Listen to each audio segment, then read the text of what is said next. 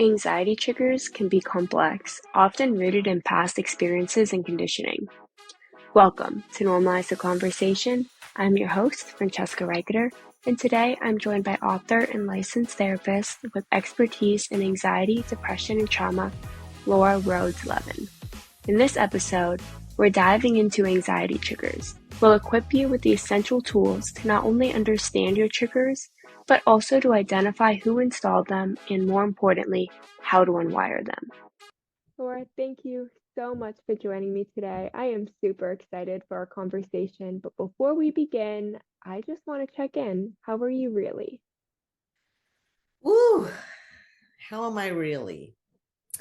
Well, I hate to start us off with kind of a bummer, but my sister passed away a few months ago, my little sister. And so I'm really putting my emotional tools to work and sort of observing it happening and giving myself permission to cocoon when I need to and reserve that energy so that I can fulfill my main purpose, which is to be here with you and talk about freedom from anxiety and really being able to enjoy your life no matter what. I am so sorry for your loss, but I love how you made the time, first of all, to give yourself that space to really implement your tools and then still show up and help so many people. I mean, anxiety is something that, whether it's a diagnosis or just something you experience on a day to day, it is something that all of us will experience as human beings. And it's so important to understand what it is, what these triggers are, and how we can unwire our brain to be able to not allow that anxiety to control us. Yeah, because anxiety is built in. It's our fight flight response, but we're not used to checking in about what's making me fight or what's making me run right now. And so your anxiety is actually, I like to think of it like a fever. You don't just treat the symptom and ignore. You take care of yourself. You go, okay, there's a fever, there's something wrong, what is it? And you figure it out. And your anxiety is the same. Your anxiety is your warning bell. Yeah, it is. And it's so silly to me that we often ignore it and we think, Right? right? Thank you. Because it's telling us something. Our body is telling us something. Maybe we are feeling overwhelmed. Maybe we're afraid. Maybe our body's trying to protect us from something. But if we just ignore it and we let it fester, at least for me, if I ignore those early warning signs that I'm starting to get anxious over something, it will turn into a full attack later where I am struggling to be able to function. I'm struggling to catch my breath. My heart rate's going really fast and I'm having chest pains, convinced I'm having a heart attack. Exactly. And then if you ignore that, then you get the migraines and the sleeplessness, and then comes the IBS and the emotional eating. And our bodies, our bodies are our best way out of our thinking anxiety. They really are. And I love how you said it goes into those migraines, the sleepless nights. IBS, it is connected to our physical health. So Absolutely. although we want to prioritize our physical health all the time, when we're ignoring our mental health, we are not prioritizing our physical health. So we need that balance. Exactly. Start at the top, it'll work your way down. Oh, I love that. Start at the top. So, first of all, we're talking about anxiety. For people who don't know what that is, can you give us a little definition? Sure. Um, Anxiety is so different for everybody, but as I said, it is our flight fight response. And what I've probably said ad nauseum is, you know, imagine that you meet a lion for the first time. That goes into your limbic system and it stays there. It permanently lodges in your amygdala so that the next time you see a lion, you run. But the more and more lions, air quote lions, we encounter, the more and more we become hyper vigilant. And now all of a sudden, it could be a bunny, it could be the wind, but we're gone, we're out of there because our anxiety has built up and snowballed. And in worst case scenario, your world is just so small. You're not going to leave your house. You're going to stop socializing.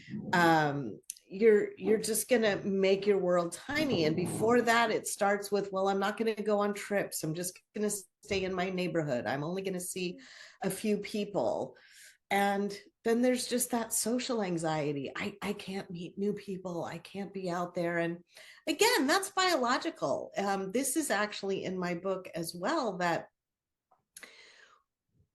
we need to feel not like an outcast. If you were outcast in back in our biological time, that meant you were dead. You're cast out of the cave. Your chances of survival are very little. So again, we're hardwired to need to be liked and to fit in and not be cast out. And that's not really going to happen to us anymore. Although today with social bullying and social media and all that stuff. And so that's why it's so important to be able to self-soothe so that it doesn't matter what anybody says. You know who you are. And life is a process of loving yourself and knowing that the very special flavor you bring to the world, that's what the world needs. And that's why you were born. And we try so hard to fit in and be like everybody else. And that's a vanilla, very boring place to be. It is, and this is so perfectly timed for me personally. I'm a flight. I do not fight. I run. Okay, yeah. And I had someone who was mad at me the other day, and I've been avoiding. And I know I shouldn't be avoiding, but in my brain, I've working on this. Decided that they're going to attack me. They're not going to attack me. I am physically safe. However, my brain is reacting as if I am in physical danger. And that's something that happens when we don't work on that anxiety early on. I've been doing that flight for so long that has now become how I react. And I know I need to work on it, but this is just so perfectly timed. Well, and be gentle with yourself. Unfortunately, they don't teach us this in school. And we take everything so personally. And for me, if someone doesn't like me, that's a gift in that, like, well, this is probably not a person I want to hang out with. It's not personal. It's their stuff. It's personal to them. And I surround myself with, people that I feel good with. Yeah, it's so important. And I love that mindset where it's not me, it's them. It's not my fault that someone decided they didn't like me. It's their reaction. Yeah, it's like you're holding a set of cards in your hand and they're holding a different set of cards. And sometimes those cards make a great gin rummy together. And sometimes they just don't mix, but it's not personal that our cards don't fit each other, if that analogy makes sense. Oh, it does. I love that analogy. My grandma always makes me play gin rummy with her. So love that That's how I analogy. learned it too. But with anxiety, it's so important, like to realize it's not always personal. Sometimes people may be mean, I will acknowledge that. But a lot of times we're just not meant to be friends with someone. Everyone doesn't have to like us. And in school, something that I remember, I guess not being directly taught, but you're kind of taught that you have to give everyone an invitation to your birthday party, Right? right? So you have to like everyone and everyone has to come and everyone has to like you. And then someone doesn't go to your birthday party, then it can feel very personal. And I just remember that's what I learned growing up, that everyone had to like me and I had to like everyone else. And when that started to collide and that wasn't the case anymore, I totally internalized it as something was wrong with me. Well, it's interesting because you could have 30 kids from the class say yes, and one or two kids say no, and that's the part you remember. Yeah. You don't think, wow, 28 people or 30 people are coming to my party. That's awesome. We focus on that one little sticky ick, and we nurture it, and we pay attention to it, and we analyze it, and it is such a waste of our time and beautiful energy. It is. We're so focused on that thing that hurt us, that more Yeah. negative situation, and that can really fester inside us. I know with me, that turned into, as I got older, if someone didn't come to my birthday party or someone didn't sit next to me in class anymore, they always sat next to me, then they went and sat next to someone else or at lunch.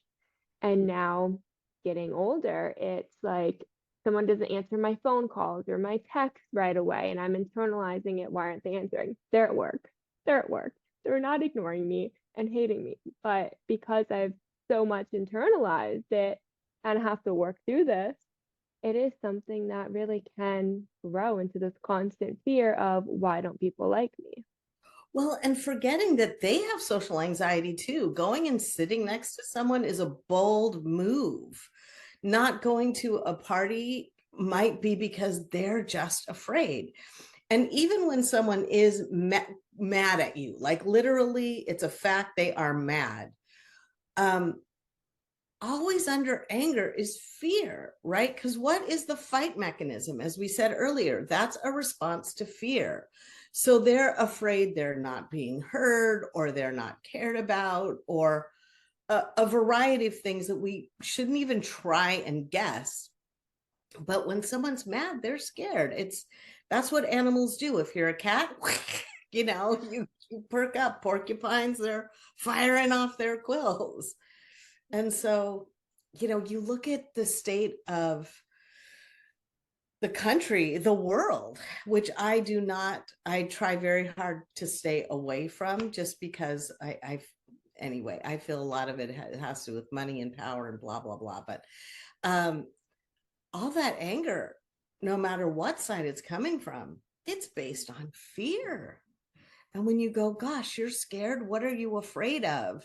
A person becomes way less frightening, right? Yeah, I love that because it is based on fear. It's fear that, I mean, going back to this example, and I'm stuck on the example of people don't like me and that social anxiety, but it's based on that fear of what if someone doesn't like me? What does that Right. mean for me? And although it's okay, it's really hard when you're so conditioned to want everyone's liking, Yeah. which is part of being human.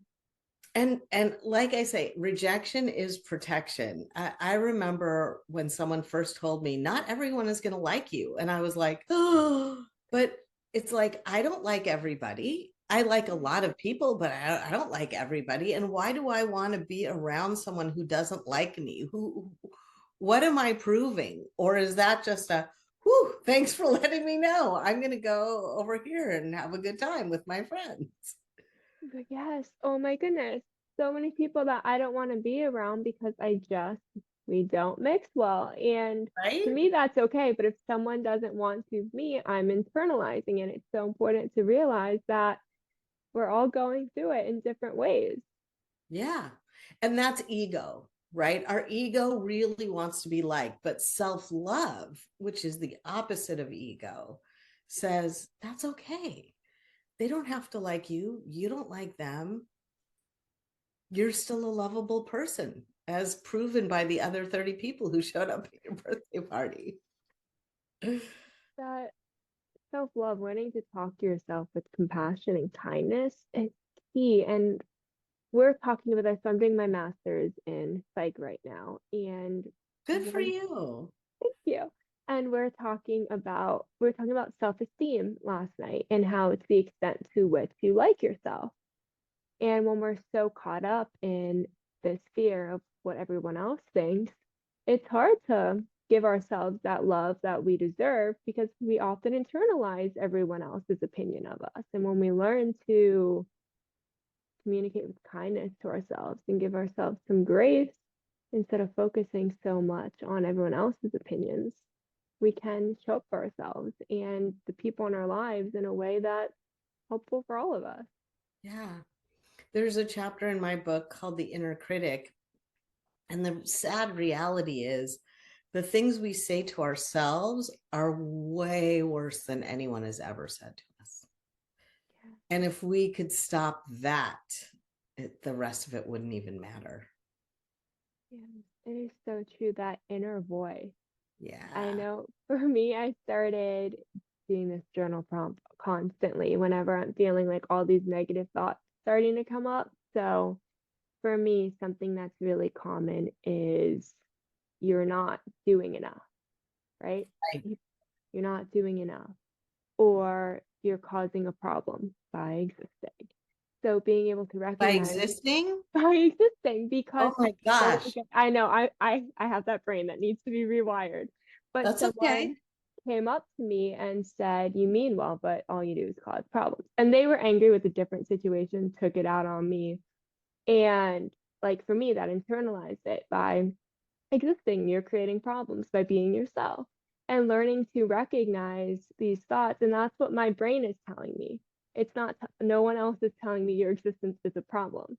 That's what my brain has internalized and started saying. So that inner voice, being able to identify it, write it down, try to figure out what that purpose of that thought is, and rewrite it with some encouragement really has helped me kind of with that negative, Yeah. automatic negative thoughts that get really Good deep. for you. Good for you. And so I often play with my clients a game called When He Said Such and Such, What Did You Hear? So when she or he or they said, you're trying to help, but you're just causing problems. What you heard is you shouldn't exist. So what you're doing to work that out is terrific. And then go back to the original thing, which is you're trying to help, but you're just causing problems. Because I like to take what people are telling me and go, okay, they know I'm trying to help. Like if someone said this to me, they know I'm trying to help, I'm causing problems. In what way am I causing problems? Because if that's true, if my goal isn't being goal oriented, what can I do differently? Like it may not be the most sweetly said constructive criticism, but if it is constructive, then I can look and go, okay, what can I do differently? Or even say to that person, okay, I hear what you're saying. How would you like to see that playing out? And if it fits with your sensibility, then you can course correct and you can help the way you wanted to. Um, or sometimes you get constructive criticism and you go, that just doesn't fit for me. I appreciate that feedback, and they're coming from a place of anger, fear. I understand what they're afraid of. That approach though isn't for me. So I'm going to let that go, because even if I had it to do over, I wouldn't do it that way. So again, just different cards. But hopefully you can take it as information that, like, okay, well, we're always growing, we're always learning, we always want to help. So, even though it's a bad message, the way the message came out, you can still find the pearl in there and make it work for you. Yes, I love looking at it that way, because there are sometimes it can be so simple as, how can I help and how can I support you, would have been a better approach. And learning that not always to feel like you need to jump in. This situation, though, was over giving someone an airport ride and someone else feeling jealous that I was taking time from them spending time with the person, even though the person needed an airport ride. And if I took them or a Lyft, it was not going to matter when they said goodbye. So this one in the case was very silly. But in some cases, it is something being able to say, you know what, I didn't have to step in that moment. You know what, that wasn't my place. Or I should have asked how I can help instead of making that assumption of doing what I would want. It's what they need. So there's definitely being able to look at it from different perspectives and see, is this something, like you said, I could constructive feedback, something I would do differently? And how could I do it differently instead of internalizing it like my brain likes to do and going Right? straight to worst thoughts you can. And that's that inner critic, Yeah. learning to change that. And maybe both can be true. Maybe this person really did want you to take them to the airport. I doubt you like gagged them and threw them into your car, right? And maybe the other person was really sad not to spend time with that person, or felt rejected by that person, or felt less than, and you were the safe outlet for that. Yeah. It's going back to anxiety and that response, right? It can come from fear, it can come from anger. And sometimes when we don't recognize that fear or that underlying emotion, it may come out as misdirected anger. It may come out in a way that isn't supportive. So recognizing when these triggers are happening, how we can sit with them for a second and respond with to ourselves with some kindness and compassion before responding to someone else with that immediate thought. Another concept that's in my book that I work with my clients on all the time is we have our wounded child inside our, and that could happen at any age, right? It's a child is just a term. And we have our capable adult self. So your wounded child, if I use your example, your wounded child hears you shouldn't exist, but your capable adult self says, sweetie, that's not true. You're a special, beautiful person. You're giving someone a ride to the airport. This person's just upset they don't. And you develop this relationship between your wounded child and your capable adult self, because we're always going to have those biologically programmed reactions, but then we don't have to navigate through those eyes. We can go, okay. And it only took me 50 years to figure out. But you could develop this relationship with yourself that, like, if a little kid came to you and said, shouldn't even exist, would you say, that's probably true? No. What would you say to that child, that sweet, beautiful child who feels just so afraid that they made such a mistake? They want to disappear from Earth. And so recognizing, first of all, your wounded child and knowing how to deal with your capable adult self. But once you get good at that, you start recognizing other people's wounded children.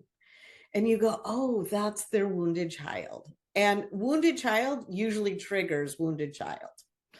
But once you get used to those, like that person was coming from a wounded place, so it triggered your wounds. But when you start recognizing all these little children running around scared and wounded and reacting in the big girl world, you start to go, okay, I get it. I get it. It's okay. It's okay. Yeah, being able to connect to that inner child and those early like core wounds, right? Where you first started to feel, where you felt that emotion maybe for the first time. Yeah. And being able to talk to yourself in that moment and did you need to hear then? You may need to hear that now. Yeah. And externalizing your wounded child so that you're actually looking at it like a little girl. Like take out and I hope I'm not using wrong identifiers here, but taking out that picture of yourself as a young child and talking to it, getting that picture in your mind. Yeah, that's so powerful. I was having like a really anxious moment about going to practicum, right? That next big step. And how do I you know take it that well. step forward? So exciting. But how do you take that step forward? And how do you know what set you want? Are you going to be a good therapist for this population? All those fears that were coming up. And he told me to get a picture of myself from when I was younger and print it out. And what would she want? How would Yes. she feel about you getting to take this step? And Yeah. start looking at it like that instead of all these worries about the future and all the bad that could happen. How proud would you be of yourself right now? And it really helps when you look at yourself from that innocent angle of the person you just want to hug and tell that it's going to be okay too. And that you're so proud of her. Look at her in practicum. Tying your shoe was once a monumental task, and now look at you, you're going into practicum. That's huge. Yeah, and it's being able to celebrate those things that even give us a little bit of anxiety or fear or worry instead of sitting in them and letting it just fester inside and ruin the experience for you. Totally, totally. And I think sometimes we even confuse excitement for fear.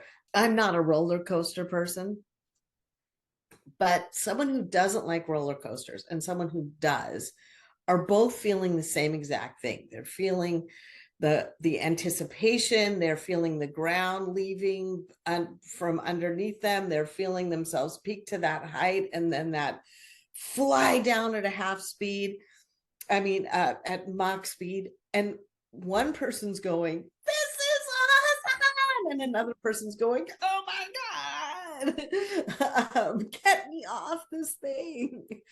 So we are getting that adrenaline dump. So if you're going to give a speech, which a lot of people are so afraid of, and you get that adrenaline dump, it's happening because your body has to be on. You need that extra adrenaline to do your show. And we interpret that as, oh my God, I'm nauseous, I can't do that. Or you can interpret it as, okay, I'm excited, I'm nervous, but I'm excited, and my body's getting ready for this.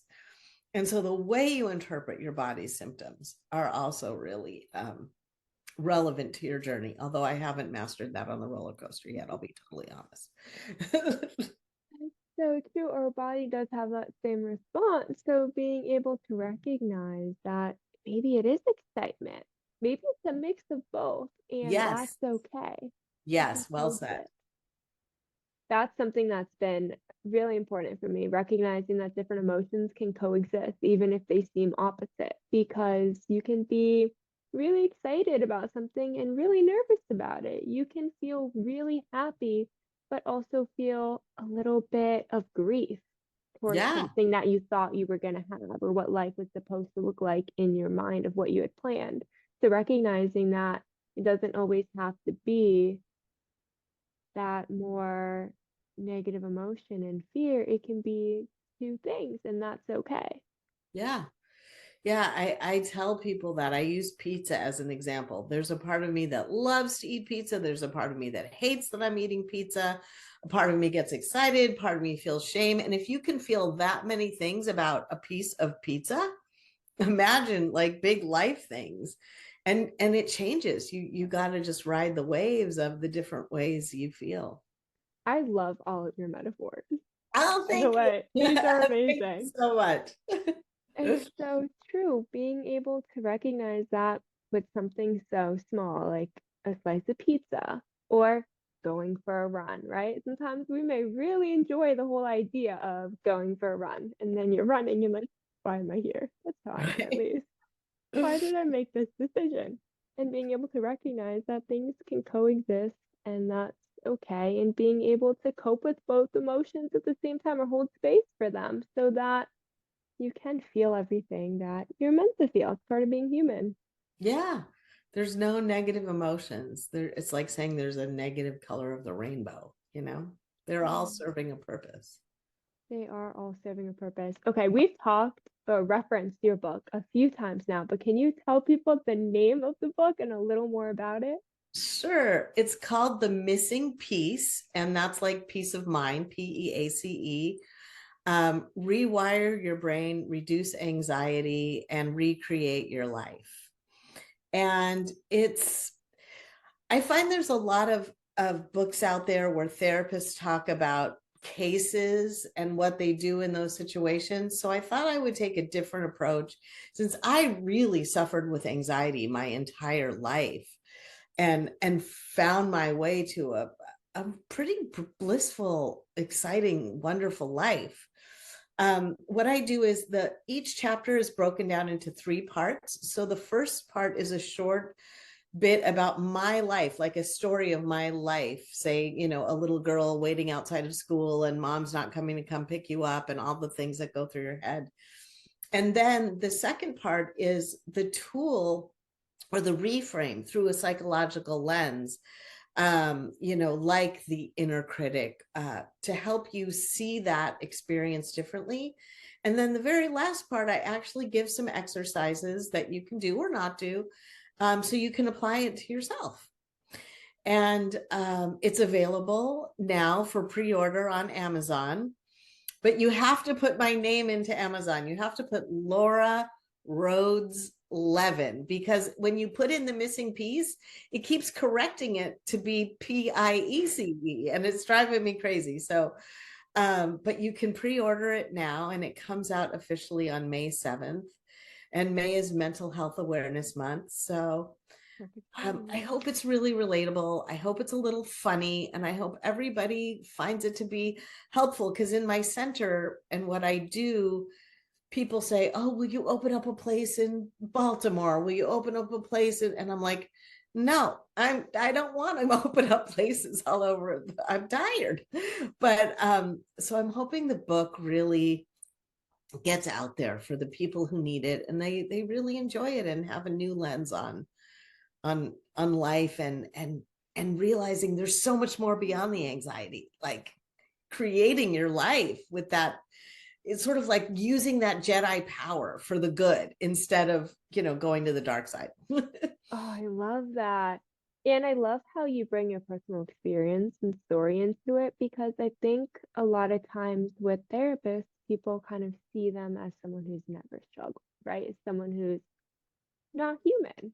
And being able to say that I've been through this too, these tools have helped me, and I'm so excited to share them with you, I think really makes it more personal for people to say, like, I should try this. This may actually really help me or be a great starting point, because he understands. He's been there too, and I think that's just really powerful.